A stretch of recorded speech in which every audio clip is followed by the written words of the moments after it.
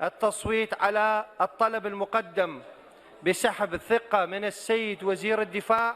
خالد عبیدی هشتا جلن سربازی لبردابون دخواست مجدا کنترل کرنا دورکادن لپرزگاه نینوا رابگهیتن لپارلمان عراق در فت ندا و به پرانیا دنگان باوری لستاند. وزیر براوانیجی نه ارتش لدیجی پارلمانی ولوان و نه کودتا کریه بلکو داخواز لبورین لگل عراق و ارتش کریه و راگهاندیه وکو سربازک دنافگل خدا ده بمینه. 25 آب قناغا کادن لکار پارلمانی لعراق دست بکره. او جبو یکم جاره لپشتی سال 2003 پارلمان باوری لوزیره که بسینیتن. افگا و جید دمکی ده که ازدباری وی که پوست وزیر براوانی پوست که سیادیه. روشا تیک ده ایرو عراق و مترسی و گفن تروره هنده دن پوست نازکریه. و هشتا جی موصل که دوام مازنا باجر عراقیه لجیر دستی چکدرن داعش ده.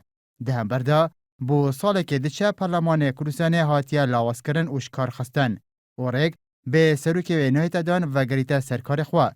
ناتوان ری هیچ ایرادیگ لدروی پارلمان ایرادی پارلمانی پکخا زباری وی که پارلمان کردستان 24 سالن تمنویه و پارلمان عراق جی که پشت عرفین رژیم بعثه تمنوی بتنه 11 سالن.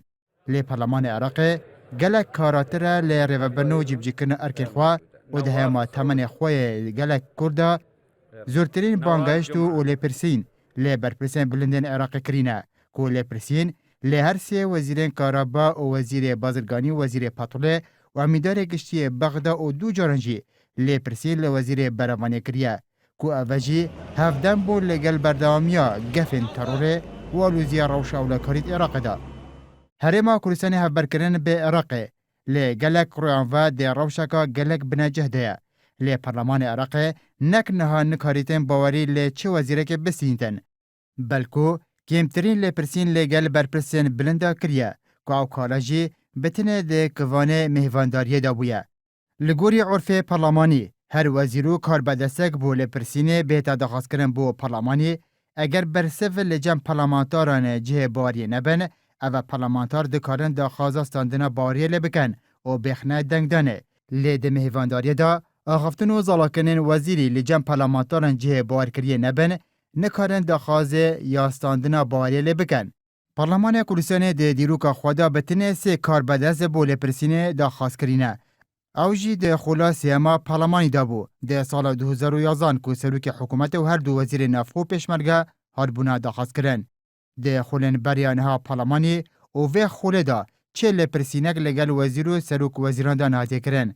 هرچنده ده وی خولا پارلمانی دا چندین جاران دا خواست کرنا چند وزیران هاتی کرن بو لپرسینه. لی برهف نبو مچنه هم بر پارلمانی.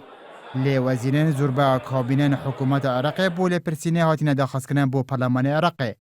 هر اف جی وازیجی وکریه یوسف محمد سروک پارلمان کردستان ده پیامکی دا به الکفتا ساندنا باوری لی عبیدی بیجتن پارلمان عراق که هر چنده لی پارلمان ما صاواتره لیل بن سیبراوی دست به جیرا دستلادار و بازرگان و گاندال ما پارلمان عراق به چندین گاوان لی پیش یامه.